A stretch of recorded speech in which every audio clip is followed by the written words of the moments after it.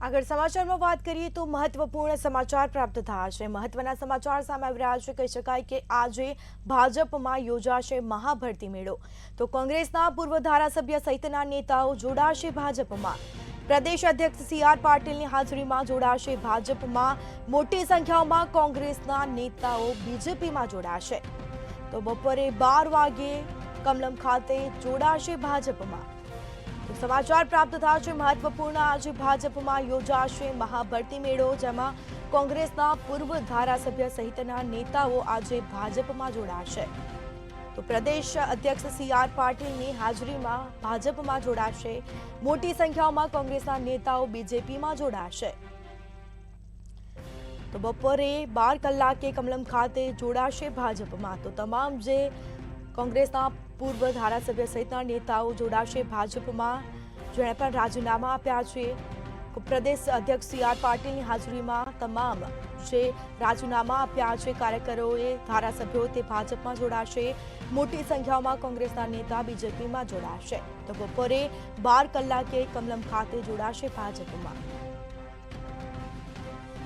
तो महत्वपूर्ण समाचार प्राप्त थया छे। कोंग्रेसना पूर्व धारासभ्य सहितना नेताओ भाजपा जोड़ाशे। तो एक बाद एक कोंग्रेस में भंगाण पड़ी रह्यु छे। लोकसभानी चूंटणी आववानी छे ने जेने लईने हाल राजीनामानो दौर जोवा मळ्यो। तो વધુ વિગતો સાથે સંવાદદાતા સરફરાઝ નાગોરી આપણી સાથે લાઈવ જોડાઈ ગયા છે। જી, આજે ભાજપમાં મહાભરતી મેળો યોજાશે, શું માહિતી?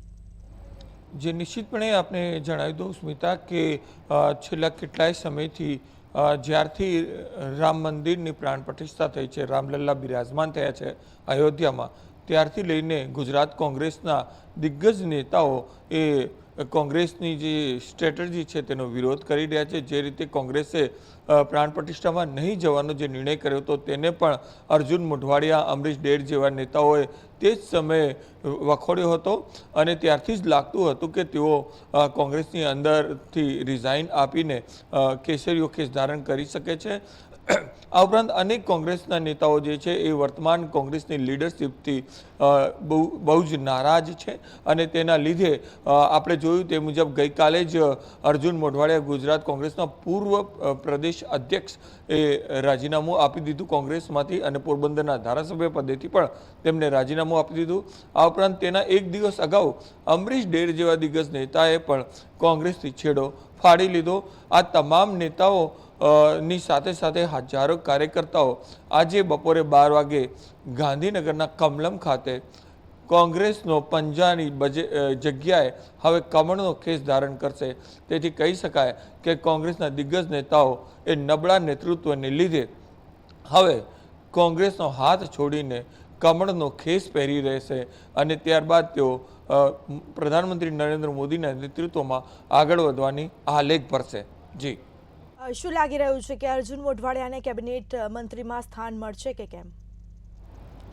નિશ્ચિતપણે વિશ્વસનીય સૂત્રો પાસેથી જે માહિતી મળી રહી છે તે મુજબ પોરબંદરથી બિલોંગ કરતા અર્જુનભાઈ એ ખૂબ જ દિગ્ગજ નેતા છે અને પોરબંદરમાં તેમનું એક જબરજસ્ત વર્ચસ્વ છે। કાર્યકર્તાઓ પર તેમની એક જબરજસ્ત પકડ છે। તેથી સ્વાભાવિકપણે જ્યારે તેઓ પોતાના કાર્યકર્તાઓ અને ટેકેદારો સાથે આટલી મોટી સંખ્યામાં આવતા હોય તો તેમના કાર્યકર્તાઓને પણ ફીલ થવું જોઈએ કે અહીં તેમનું સન્માન થશે અને ચૂંટણીનો સમય છે, હવે ચૂંટણીને થોડા દિવસ જ બાકી છે, ચૂંટણી જાહેર પણ થવાની છે, તેવા સમયમાં અર્જુન મોઢવાડિયાને ક્યાંક ને ક્યાંક સ્થાન આપવું એ રાજકીય રીતે યોગ્ય પણ છે અને રાજકીય પરિસ્થિતિ પણ એ જ દર્શાવે છે કે અર્જુન મોઢવાડિયાને કેબિનેટમાં સ્થાન મળી શકે છે। ગુજરાત કેબિનેટમાં તેમને સ્થાન મળશે તેવી પૂરેપૂરી સંભાવના છે અને ત્યારબાદ તેઓ 6 મહિનાની અંદર ફરીથી ચૂંટણી લડીને ધારાસભ્ય પદ પણ મેળવી શકે છે। જી સ્મિતા। જી, તમામ જાણકારી આપવા બદલ આપનો આભાર। તો આજે ભાજપમાં મહાભરતી મેળો યોજાશે। કોંગ્રેસના પૂર્વ ધારાસભ્ય સહિતના નેતાઓ ભાજપમાં જોડાશે। તો પ્રદેશ અધ્યક્ષ સી.આર. પાટીલની હાજરીમાં ભાજપમાં જોડાશે, કેસરીયો ધારણ કરશે। મોટી સંખ્યામાં કોંગ્રેસના નેતાઓ બીજેપીમાં જોડાશે। બપોરે 12 કલાકે કમલમ ખાતે જોડાશે ભાજપમાં।